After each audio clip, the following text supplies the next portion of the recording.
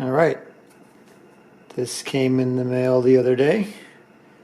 It is the new Tormek 250 something or other diamond wheel, 600 grit version. So they have 3 grits of this diamond wheel. This is the middlemost grit. I got it because I thought maybe I could both reshape my tools and put a fine edge on them. You know, kind of a one-size-fits-all wheel. Previously, I had the CBN wheel from Woodturning Wonders. However, I took the wheel off the Tormek because I think it was designed too heavy. It was actually, so here's the tool rest, and the wheel was actually slanted towards it because it was so heavy it was not square anymore. So there's nothing you can do about it. It's not like you can reshape that wheel. That's the whole purpose of the wheel. It's, you know, very, very hard.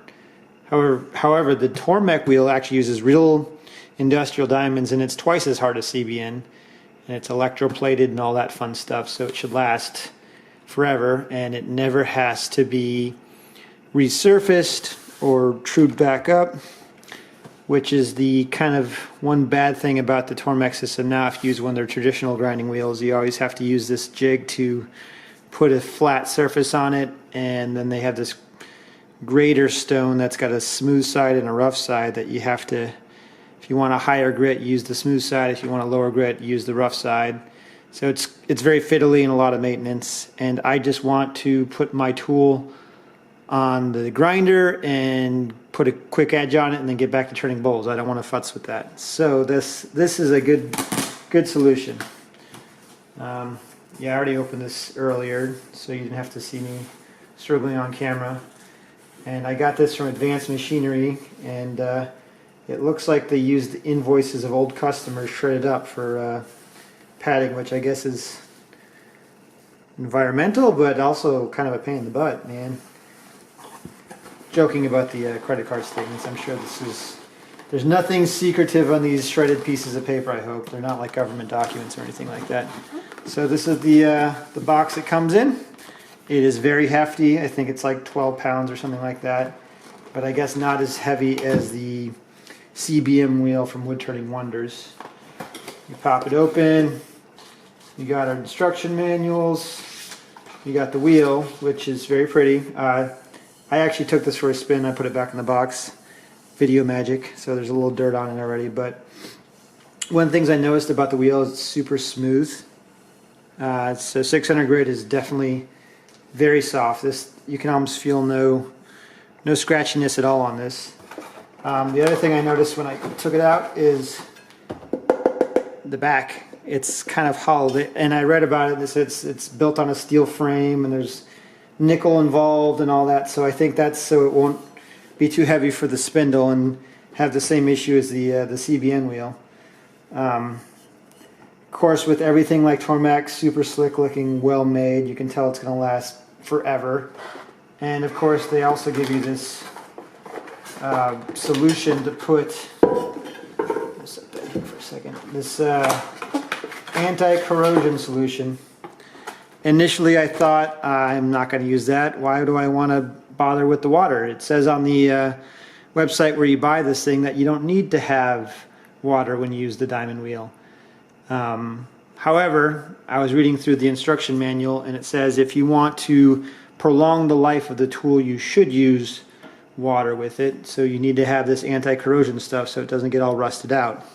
Kind of a pain in the butt. They don't advertise that, and obviously with the amount of money you pay for one of these, you want to prolong them as long as possible. I mean, I could see this tool lasting till outlasting me if I'm careful, because it's made out of diamonds. So that's what it looks like in the packaging. All right, let's see how it performs on the actual Tormek machine. All right, I have my Tormek diamond wheel mounted. I broke down and put some of this anti-rust fluid in my water. In case you're wondering, 1 cup of water equals approximately 236 milliliters, so maybe made mine a little bit over concentrated because I used 30 of this for 3 cups of water. So Hopefully that's okay. Let's check the squareness of this wheel. That looks pretty good. As I was saying, here's my boron wheel down here from Woodturning Wonders, and it's too heavy. I guess I could probably drill some holes in here to take out some of the weight, but shouldn't have to do that. So it does look really nice and slick. The next test is to actually sharpen something. Let's see how that goes.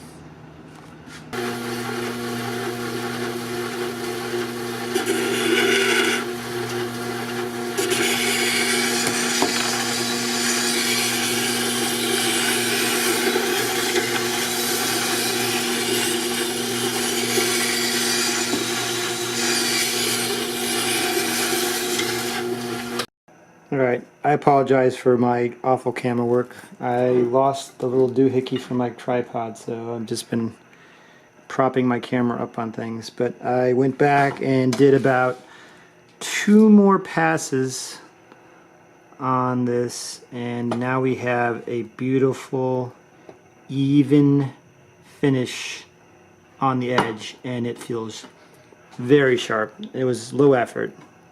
So this, I think, is going to be perfect. But the ultimate test is, how does it feel when I start turning some wood?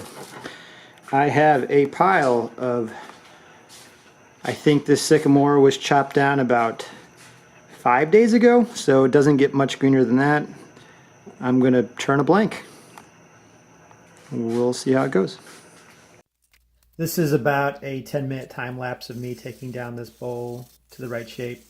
Granted, the wood is very green, but the edge held for a long time. I've already turned a few other pieces of the sycamore using the traditional stone, and I'll tell you what, the edge that I got from the traditional stone, even with the futzing with the stone and everything like that, was not as good as this diamond edge, and it did not hold up as long. So, and I'll just show you a quick close-up of the wood.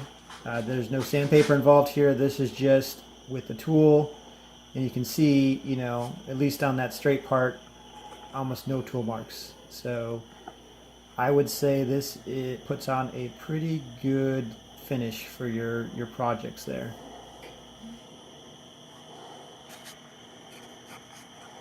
Hey guys, so I did one more test with the diamond wheel. I sharpened my skew chisel, and see if you can see that edge there.